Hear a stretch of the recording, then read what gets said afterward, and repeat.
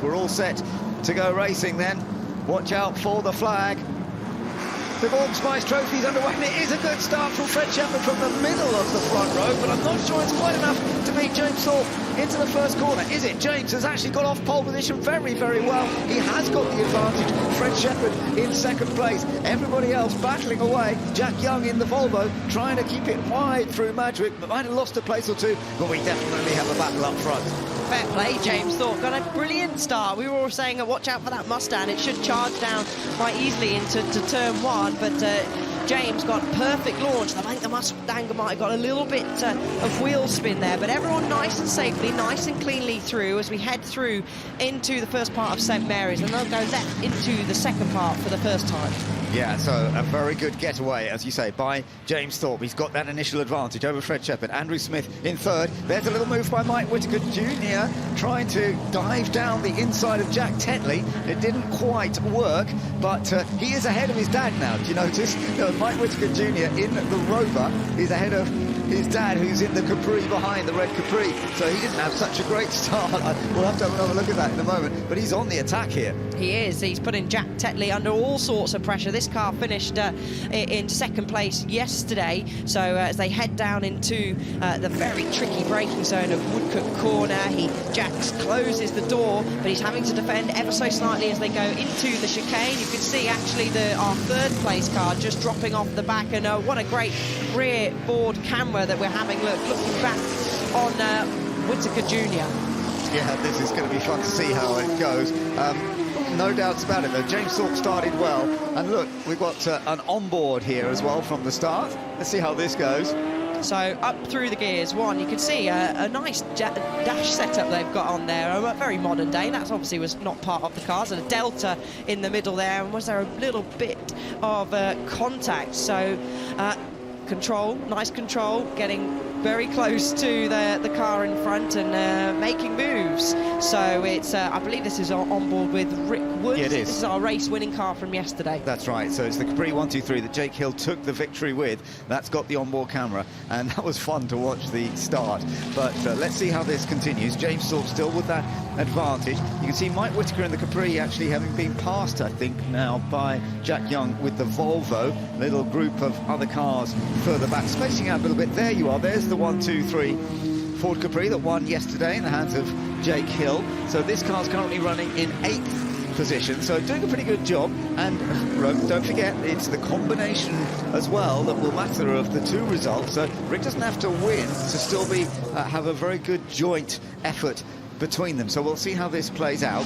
James is still keeping control at this stage over Fred Shepherd, but I tell you what, keep an eye on Fred Shepherd, the young man who has great talent in that Ford Mustang. He is keeping the pressure on. They are easing away a little more now from Andrew Smith, and Andrew's got to watch out from behind because Jack Tetley really is quite close, and Jack himself is also having to defend from that Rover because Mike Whitaker Jr.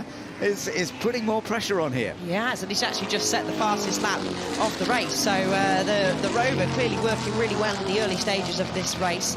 The gap's opened ever so slightly by the look of my eye, anyway, to the front two. But here's that battle we were just referring to down the order. Tetley goes slightly wide, and you can tell Whitaker Jr. Getting all out of shape, but going through that first part of St Mary's. It was looking back at him now, that iconic livery on the Rover there, and a slight lock-up by the looks of it, Ben, from Jack Tetley, but he managed to get it stopped, and he's going to put himself under pressure as that long right-hander of Lavant Corner, but he will have the legs over the Rover, unfortunately, for Mike Whitaker, as he uses that grunt of the V8 grunt of the Chevrolet. Absolutely, it eases away down the straight. But then as we go on through the race, and we've got one of the Capris having a little bit of a moment. It's the number 11 car, and that is the one of Richard Mines, actually, unfortunately, that's had a bit of an off.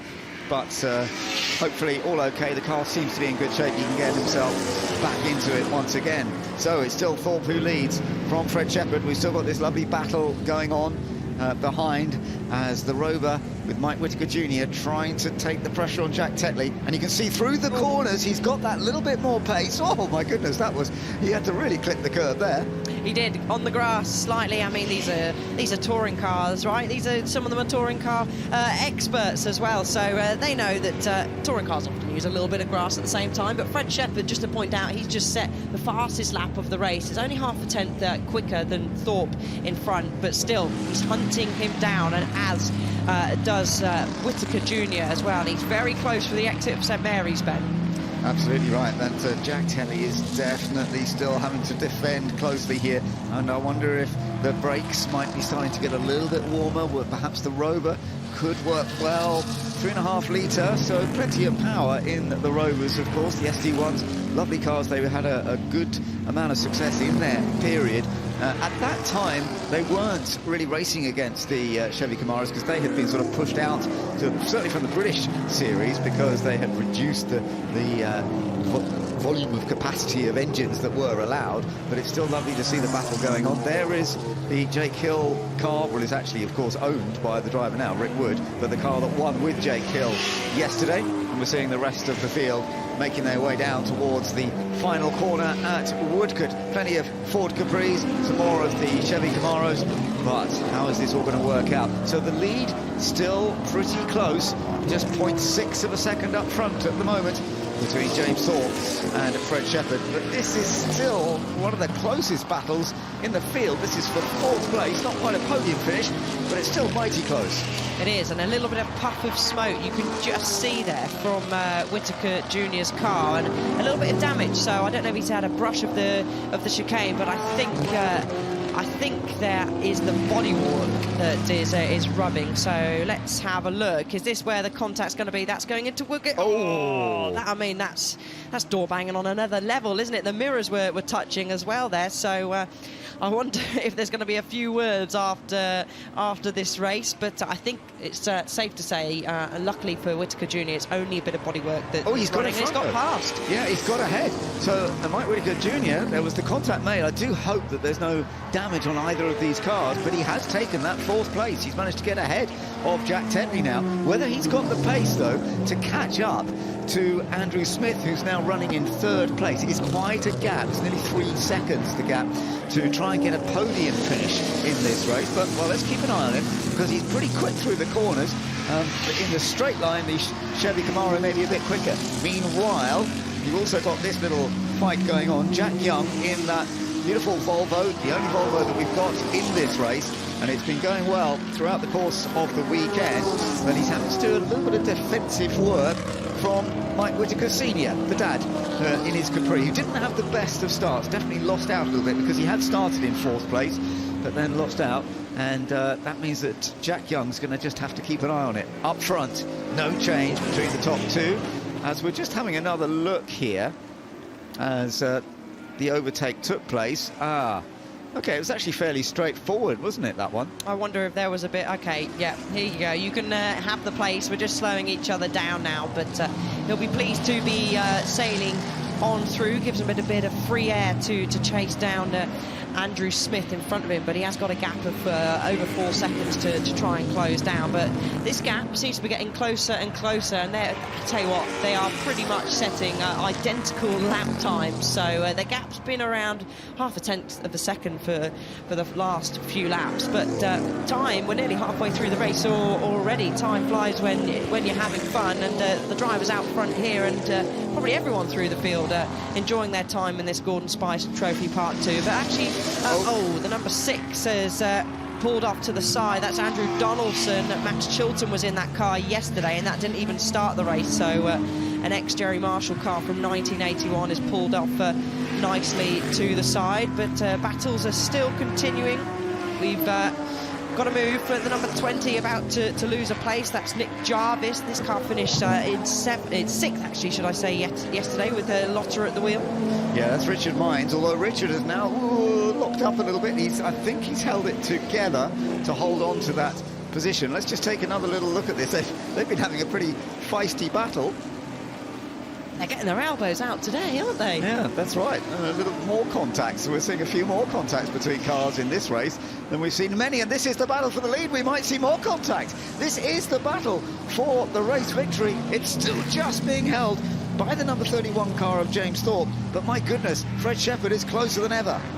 He is, and actually it was Thorpe that set the fastest lap of the race, but a nearly identical lap time set by Fred Shepherd, so they'll be flat out. You can see a dab of the brakes as they're approaching the Woodcook corner. Second to last corner on the track is a tricky braking zone, so already coming in there, and he's running. Oh no, he's gone on the grass.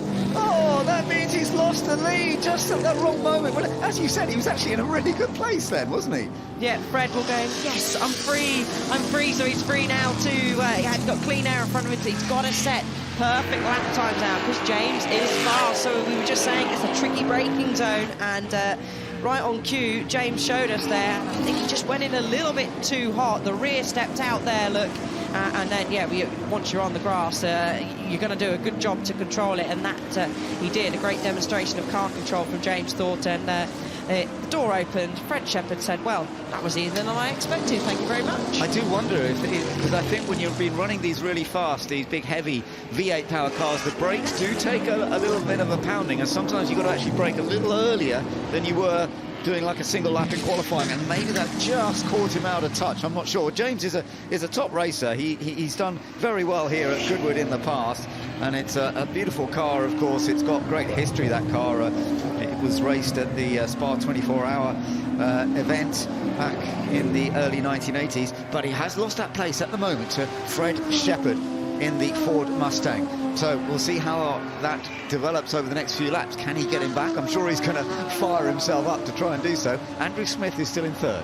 Well, saying fire himself up, he's just set the fastest first sector of anyone, and that's 3/10 quicker than Fred Shepherd's previous first sector.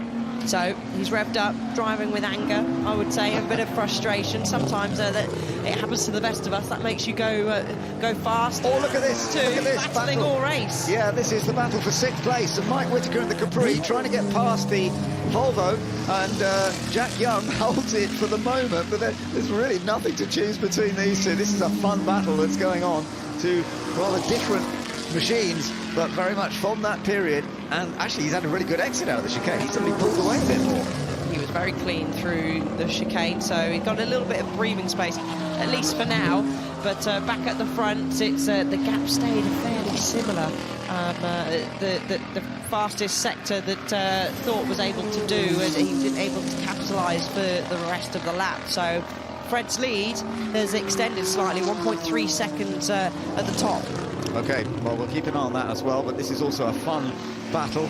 Mike Whitaker, the father of Mike Whitaker Jr., and so Mike Whitaker Jr. still up in 4th place, as his dad's down in there in 7th place, still trying to take that 6th position. There's your race leader. There is the gap, so yeah. Andrew Smith's coming in. I think he's closing. Sorry, Ben, to interrupt. It looks like the time from Andrew Smith, and he's getting quicker and quicker and quicker, and he's set a personal best first sector. So our other Chevy that's running up in the top 3 is closing down the gap. Maybe he was just nursing the tyres slightly, nursing the brakes, going into the final sort of 6 minutes now, and he's definitely closing that gap. As you can see, the pit wall busy as always. Pit wall information being thrown at these drivers. They haven't got radio communication, so you've got to make the decisions yourself out there. It's got a lovely the Bastos big red livery there, a car that was on pole many years ago, and we've still got some more good battles here. And it's actually Richard Mines still making up some ground, or trying to, but it's all proving to be a little bit close at the moment, as he's trying to make that extra progress. And actually we've got the 111 car as well that he's battling with here. So is there going to be an opportunity as they come over the line? Is he going to be able to get another little bit of a tow as they head down into the Madwick corner? I'm not sure it's quite going to work. Round the outside, and actually off has gone Mike Whitaker. Oh my goodness, Mike Whitaker onto the grass, and it does look as though that might be the end of the race, because it looked like there was a problem with the car, maybe. Yeah, he's taken the long way around a little bit, and there's some smoke going on there. But yeah, I think you're right, Ben. It's a problem for him. He was running down in 7th place in one of our many Ford Capris that we've got out there. We have 15 Ford Capris running, and smoke coming from the back of the number 14 Ford Capri, and I really hope that's not dropping any oil, but it doesn't look like. It's a bit further back, so hopefully that's all okay, but that eventually is going to have to come in the pits at some point. Okay, so we'll keep an eye on that a little bit. Yes, that is a bit of a worry. Let's hope that it isn't in too much bad form, and that John Spears can get to the end of the race. He's done plenty of success here at Goodwood in the past. Whether he is going to come in or not, let's just have a little look here. Is he staying out? No, he's coming in, you're right. I think that does make sense to look after the car, because it may not go very much further. So it is still Fred Shepherd who is leading this race, as the battle going on that little bit further back between the Capris, and we've got the number 20 car there joining in the fun and games, but we're still getting this side-by-side battle. And actually, it is the 111. It's Matthias Jocker. I was sort of miscalling that a little bit earlier, sorry, because Richard Mines is the number 11. Matthias Jocker is the number 111, and he's the one there playing with Mines, and he's got past him recently. So Mines is actually in the Bastos specification car.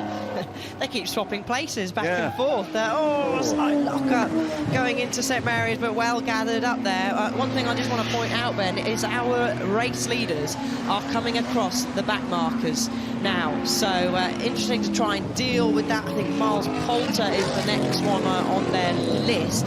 Their lap time was over a second slower than their bests a couple of laps ago, actually. 1 lap ago, they were doing their best laps, and actually James Thorpe set the fastest lap of the race into the 1:27.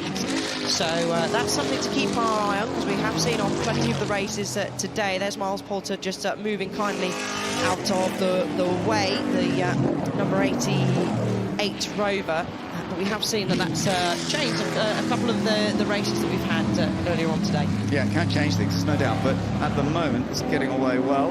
Rick Wood currently running in 8th place. The beautiful Capri still slipping and sliding. Let's ride on board and see what it's like trying to control it. Now he's on to the back straight at the moment, and down towards Woodcote Corner, and some lovely views of that work that's going on the steering wheel.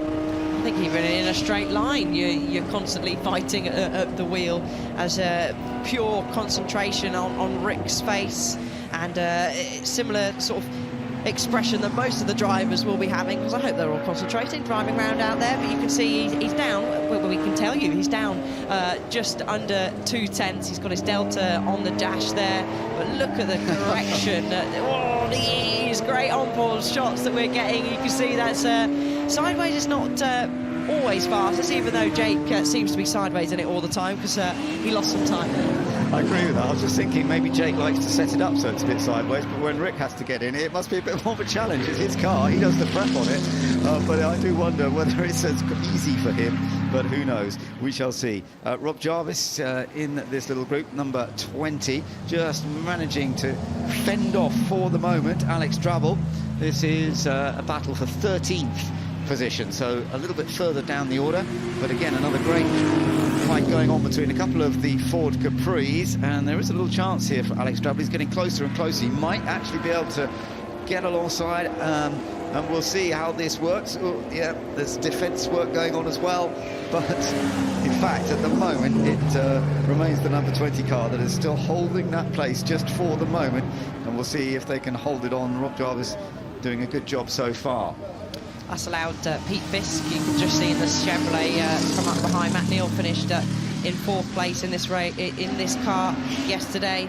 So nice battles continuing on. Looking at the drivers at the front of the field, James Thorpe, he's not been able to close that gap down. Maybe he's been struggling a little bit more with the traffic. But did I just see either Fred clip the chicane or someone else along the lap? Because it looks like now it's dropped a little bit of debris at the chicane as I'm looking out the commentary box window. So hopefully that's not going to get stuck underneath somebody's car. Okay, well, I think we're pretty much on the last lap now, because as they went over the line, there's only less than a full lap to do. So in terms of time, so it is Fred Shepherd who is leading this race. Let's take a little look here. Aha, you're right. Look at that.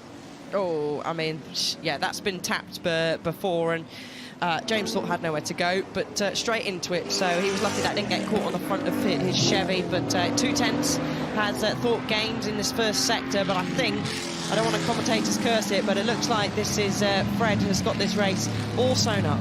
Yeah, he's doing a great job here at Goodwood, Fred Shepherd, the son of Bill Shepherd, who of course has always been really a part of all the events here, and started competing.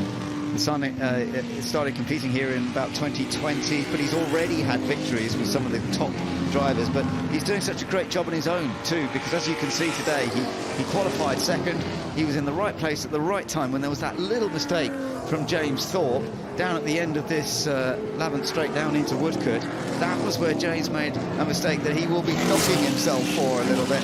Never easy though, but that was the opportunity for Fred Shepherd, and as he comes up towards the chicane now, the checker flag will be made ready for him. This has been a superb drive once again as Fred Shepherd takes the victory in the Gordon Spice Trophy Part 2 in that lovely number 17 Ford Mustang. And we shall also get an idea of how it all works out in terms of the combination of the two races very soon. But that was beautifully driven by Fred Shepherd. A great battle with James Thorpe throughout. And it is Andrew Smith that has taken third place.